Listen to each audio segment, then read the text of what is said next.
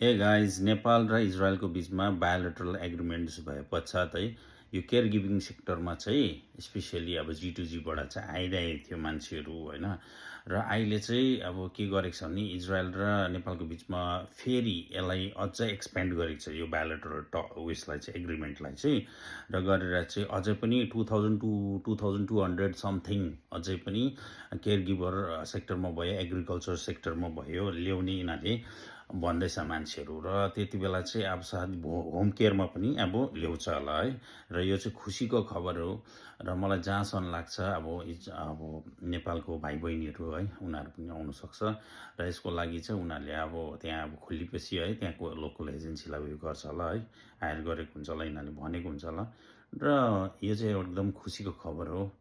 र अब भयो भने चाहिँ सबैलाई अब फेरि मौका पाउँछ है आउने र अब धेरै खुसी लाग्यो अब त्यो हुँदा चाहिँ होइन किनभने G2Gमा मात्रै आउँदा चाहिँ अब बहुत साह्रो परिरहेको थियो मान्छेलाई होइन कतिलाई थाहै हुन्थेन तर अब G2G बाहेक पनि अरू अब होम केयरमा पनि आयो भने त झन् राम्रो भयो र बाई बाई।